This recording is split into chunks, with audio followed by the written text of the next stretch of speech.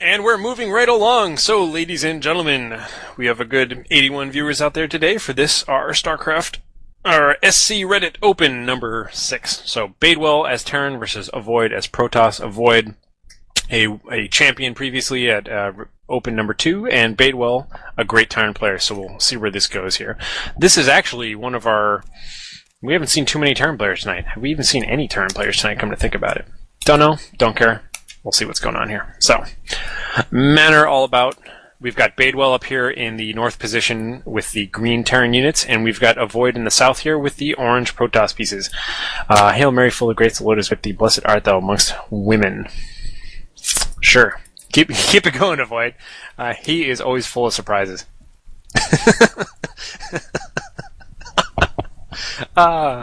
Yes. Now I remember why I like this guy. Well, this is the first time I think I've heard him quote scriptures at us. All right, so AvOiD's going for the early, not early at all, but he's going for the close, the non-proxy pylon.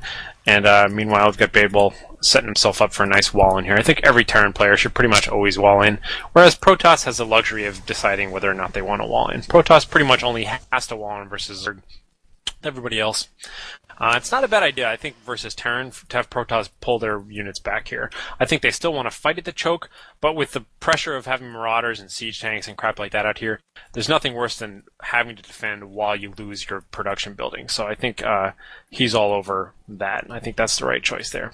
So, nice and aggressive scouting here. I'd love to see some zappy action. That's one of my favorite things to do as a scouting probe, is to kill a SCV that's making a barracks. It's one of the, I think, the best things a scouting probe can ever do. We've got early refineries going up, so could be doing early Marauders, could be doing early Reapers. We'll see.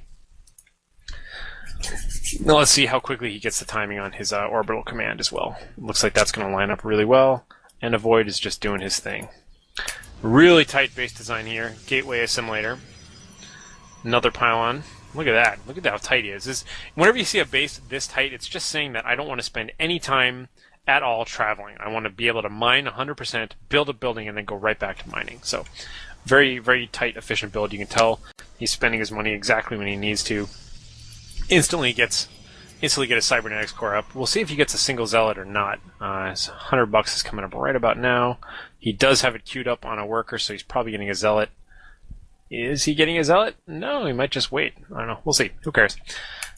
Moving right along. Single Marine coming out. Nice little Wallen going off here. He's got gas. He's got a Marine. If we don't see a tech lab, we're going to see a factory. Okay, good. So, what does it mean? Could be all sorts of stuff. Could be Banshees.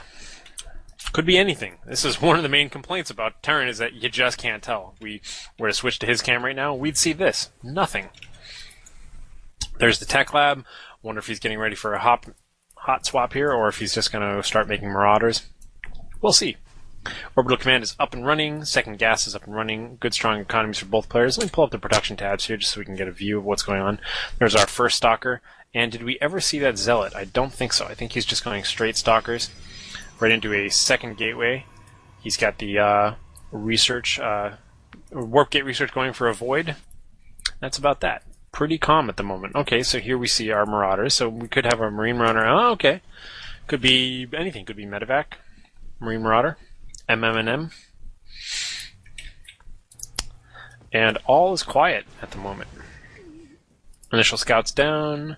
Single stalkers up. We'll go ahead and look at the unit count there and compare. We got way more probes for AvOiD. 25 to 19 SCVs, but of course he's muling too, so you know, could be intentional. Maybe not that indicative.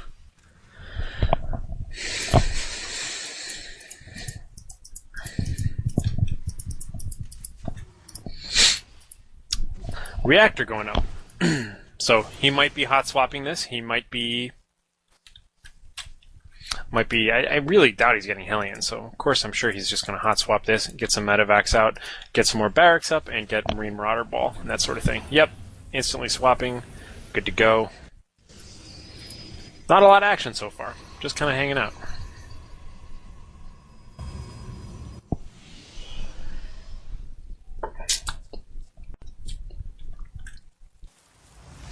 Oh damn! Did I leave this on low settings again? I always do that. I always play on low settings, and I try to comment on at least medium. I can bump that up. You know, my eyes don't even see it anymore, because if you're playing, like I said, I play a lot of 2s and 3s. Low settings is the best way to go. Not because my comp can't handle it, but when you get 3 or 6 armies together, you always have a tiny bit of lag anyways. Oh, I like that Viking in the medevac. That was interesting on his part.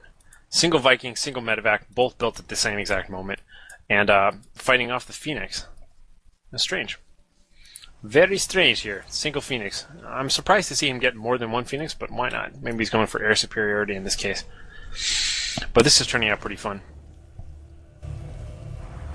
Just kind of grab a single Marine there. Oh, and here comes for the kill on the Marine. Alright, good get there. Little embarrassed Marine sitting there being suspended by himself for a while there. Single Ursa Dak calf. So we'll see now. This is always interesting because it puts pressure on him basically to go for more Vikings than he was planning on going for. So we'll see how annoying he can get about this. But again, he's not fighting a Zerg player, so it's not like he's going to find any Overlords to shoot down. And there's definitely Marines down there who are going to shoot back up at him. So let's see how well he can capitalize on this. Going to grab some workers, no problem. And he's going to get the hell out of there because he's got Vikings on him. Vikings with the tremendous range. Range of 9.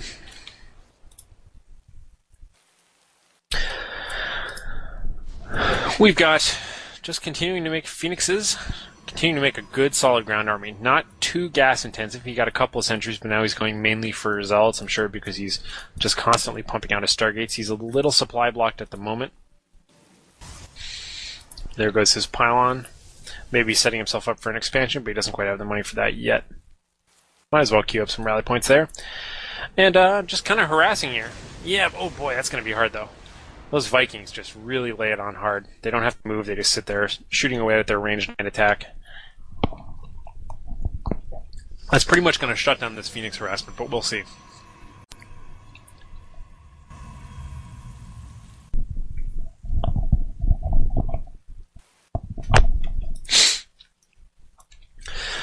So, now, I like this strategy, because frankly, if you get heavy, we've got a little bit more poking going on here, but I don't suspect we're going to see any significant combat at the moment. If you get a lot of Phoenixes, it's great against like a very ground-heavy Marine Marauder tank army, because you can clash with a bunch of Zealots and things like that, and use the Phoenixes to pick up the tanks and prevent the siege, and it's really brilliant.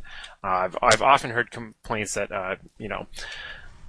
Terran have wished that a siege tank would be a massive unit so it couldn't be lifted or something like that, but whatever. Interesting though. I mean, this is at the very least very harassing, but this is the army. This is what he really wants to win with. So I'd be interested to see how he develops this unit composition so far. Now, oh, here we go. This is what I was talking about. You've seen me criticize a few people early on here for not really getting the concept of this Maynard transfer. This is how to Maynard transfer like a pro. Look at this guy. He just literally took the hugest bulk of his miners, set them all there, and boom, he's just going to instantly get a huge spike from economy. He took basically half of his workers from here and just dumped them into his expansion.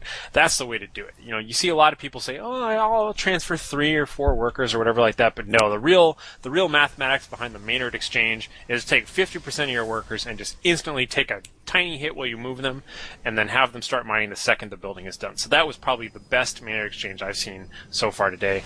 More Phoenixes moving by, but God, those Vikings are just going to really wreck stuff. And we've got a single tank and a big old meaty Marine army. Let's see, here comes the clash here. We've got double force fields going up, a couple of shields preventing the retreat. The Zealots are moving in, doing a lot of damage. The Vikings have just completely annihilated all of the Phoenixes. Vikings are now landing to open up on a flank.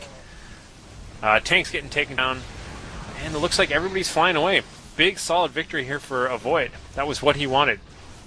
He wanted those Zealots just own up on the damage. Now he can swap happily to a majority of Sentry and Stalker army. Look at that, single medevac going to be taken out here, left behind. Poor little thing. And I think Badewell's just straight up screwed at this point. Hopefully he can get, he doesn't even have siege research, so I was going to say hopefully he can get a siege tank out and kind of get a defender's advantage here, but AvOiD is just going to flood on in at this point. He's got all the production he needs. He's got a mass expansion, which just instantaneously started mining. So perfect play by AvOiD there. Good game. We'll let this finish out here, but I'm sure game 1 is going to AvOiD at this point. Already had the expansion with Orbital Command ready to go. He just never got around to moving it because of that battle. And that's that, folks. So I think Avoid's strategy worked. He made a bunch of Phoenixes. He harassed with them. He skewed his opponent's army composition towards Vikings when he probably really wanted a Marine, Marauder, Tank, and Medevac army. He skewed the composition.